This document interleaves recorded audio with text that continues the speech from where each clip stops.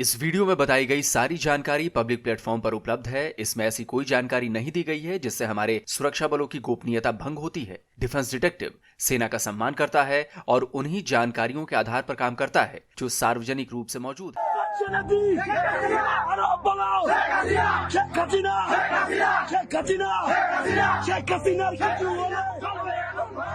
इन नारों ने मोहम्मद यूनुस की नींदें उड़ा दी है दोस्तों। इन आवाजों ने मोहम्मद यूनुस की कुर्सी हिला दी है। बांग्लादेश में धधकी विरोध की आग बता रही है कि मोहम्मद यूनुस का अंजाम बहुत बुरा होने वाला है।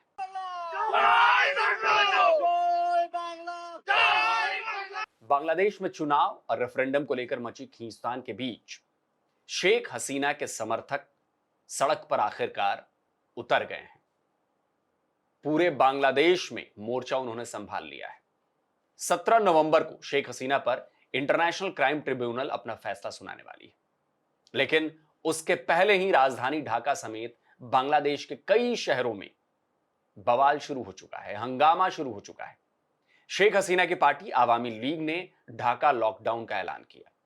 मोहम्मद यूनुस की care taker government Sheikh Hasina को सख्त से सख्त सजा दिलाने के लिए कोई हथकंडा छोड़ने को तैयार नहीं।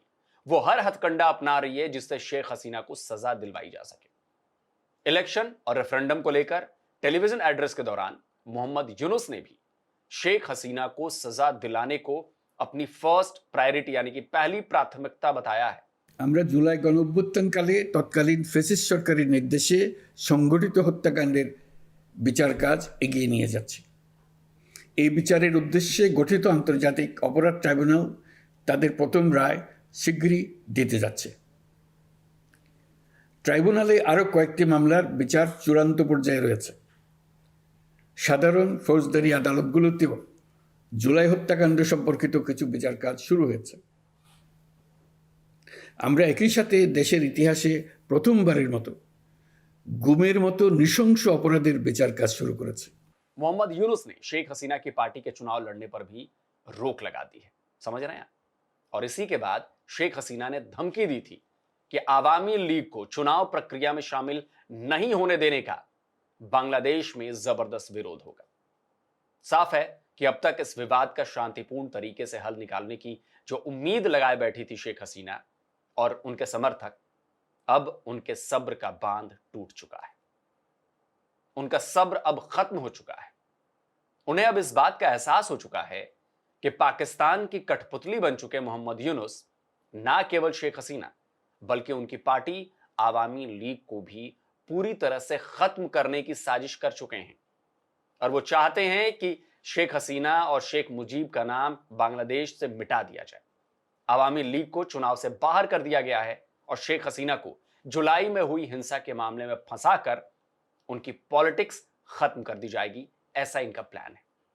और तभी बांग्लादेश में 1 साल तक चुप्पी साध कर बैठे आवामी लीग के समर्थक सड़कों पर उतर आए।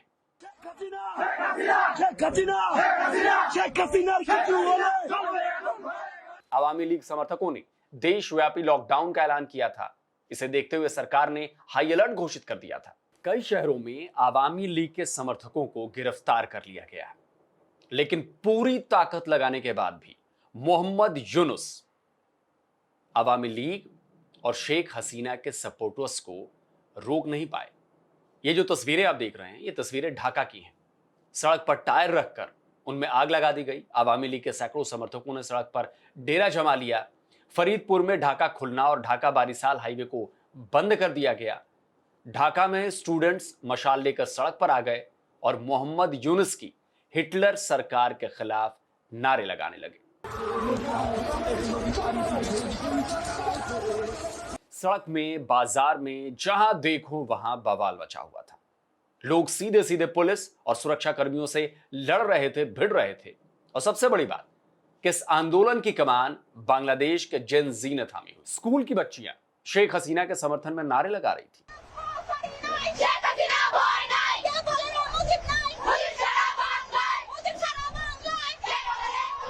मोहम्मद यूनुस ने 1 साल पहले ही ऐसे ही युवाओं का ब्रेन वॉश कर उनसे शेख हसीना की सरकार का तख्ता पलट करवाया था।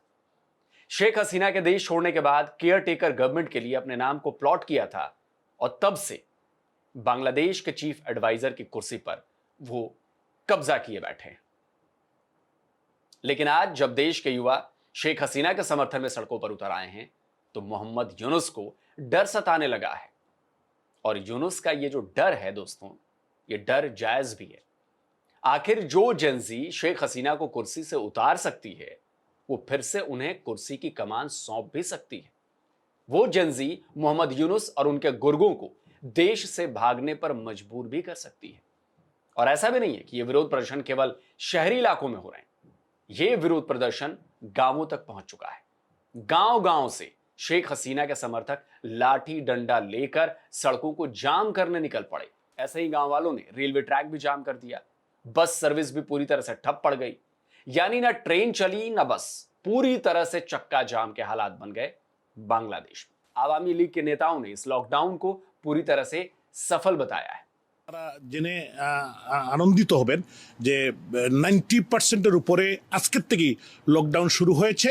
মানুষের স্বতঃস্ফূর্ততা, লক্ষ লক্ষ মানুষ ঢাকামুখী হয়েছে এবং শ্রমিক জনতা, সাংবাদিক, বুদ্ধিজীবী, সুশীল সমাজ, সর্বস্তরের মানুষ, প্রশাসনের অনেক মানুষই যোগাযোগ করছে। তারাও কিন্তু এই লকডাউনের পক্ষে যত তাড়াতাড়ি সম্ভব দেশ রক্ষার জন্য, দেশ বাঁচানোর জন্য এই খুনি রেজিমের अपसारण चाहे। लेकिन अब बांग्लादेश में हालात बिगड़ते जा रहे हैं, क्योंकि बात केवल सड़क या रेल बंद करने पर नहीं रुक गई है। बात केवल मार्केट बंद करने पर, दुकानें बंद करने पर, बाजार बंद करने पर नहीं रुकी है। शेख हसीना के समर्थन में शुरू हुआ यह आंदोलन अब हिंसक हो चुका है। ढाका और आसपास के जिलों में कई गाड़ियों को जला डाला गया है। इस लॉकडाउन के विरोध में ढाका के गुलिस्तान में आवामी लीग के ऑफिस को आग लगा दी गई है। आवामी लीग के ऑफिस पर हमले का आरोप एनसीपी के लीडर शाबिर पर लगा है। इस हमले से जुड़ा एक वीडियो भी बहुत ज्यादा वायरल हो रहा है। सोशल मीडिया पर यह वीडियो फैल गया है। तो दूसरी तरफ बारिसाल के वजीरपुर में बांग्लादेश नेशनलिस्ट पार्टी का दफ्तर भी, यानी कि बीएनपी, उसका दफ्तर भी फूंक दिया गया है, जला दिया गया है। ढाका में कई जगह देसी बमों से धमाके भी किए गए। आवामी लीग के समर्थकों ने ऐलान कर दिया है कि वो शेख हसीना के समर्थन में कुछ भी कर गुजरने के लिए तैयार बैठे। यानी मोहम्मद यूनुस और उनकी तख्ता पलट ब्रिगेड के लिए आगे की राह आसान नहीं होने वाली है। 1 साल बाद बांग्लादेश फिर उसी बवाल, फिर उसी हिंसा, फिर उसी अस्थिरता के मुहाने पर आकर खड़ा हो गया है। और यह तब है जबकि शेख हसीना ने अपने समर्थकों को ऐसा आह्वान किया भी नहीं ऐसा करने का। तो जरा सोचिए कि अगर शेख हसीना ने खुद देशव्यापी विरोध प्रदर्शनों का ऐलान कर दिया, अपनी पार्टी के समर्थकों से कहा कि सड़क पर उतर जाओ, तब बांग्लादेश का क्या होगा?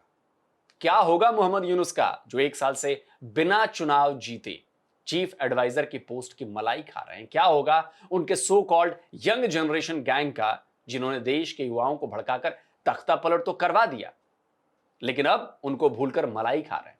और क्या होगा उन कट्टरपंथियों का जो मोहम्मद यूनुस ब्रिगेड को सपोर्ट कर रहे हैं? बांग्लादेश का भविष्य आने वाले कुछ दिनों, कुछ हफ्तों, कुछ महीनों में छुपा हुआ है। और शेख हसीना एक बार फिर से एक्टिव हो चुकी है, क्योंकि बांग्लादेश उनके पिता शेख मुजीब ने बनाया था। और वो पाकिस्तान के खिलाफ जाकर, जिस पाकिस्तान के साथ मोहम्मद यूनुस दोस्ती की पींगे बढ़ा रहे, उनकी गोदी में जाकर बैठ गए हैं। जिस पाकिस्तानी आर्मी के खिलाफ लाखों बांग्लादेशियों ने अपनी जान दे दी, उसी पाकिस्तानी आर्मी को बुला रहे हैं वो बांग्लादेश के भीतर और मीटिंग्स करवा रहे हैं। तो जाहिर सी बात है, जो बांग्लादेश से प्यार करते हैं, जिनको पता है कि बांग्लादेश उनके लिए क्या है, वो इस चीज को कभी बर्दाश्त नहीं करेंगे। वो कभी अपनी माओ बहनों के साथ जो पाकिस्तानी आर्मी ने ऑपरेशन सर्चलाइट में किया था, वो कभी नहीं भूले। तो मोहम्मद यूनुस, काउंटडाउन शुरू हो चुका है। अब डिपेंड ये करता है कि लटकोगे कि भागोगे। दोस्तों, आज के वीडियो कैसा लगा? इसको लाइक करिए, शेयर करिए, ताकि लोगों तक बात पहुंचे, दिखे कि बांग्लादेश में क्या हो रहा है। और जिन लोगों ने अभी तक डिफेंस डिटेक्टिव को सब्सक्राइब नहीं किया है, तो भाई चैनल को सब्सक्राइब करें, साथ में बेल आइकन प्रेस करें, और हाँ, ऑल नोटिफिकेशन ऑन करना मत भूलिएगा, ताकि हमारे द्वारा अपलोड किए गए हर वीडियो की जानकारी आप तक फौरन पहुंच जाए। जल्दी मिलता हूं एक और नए वीडियो के साथ। नमस्कार, जय।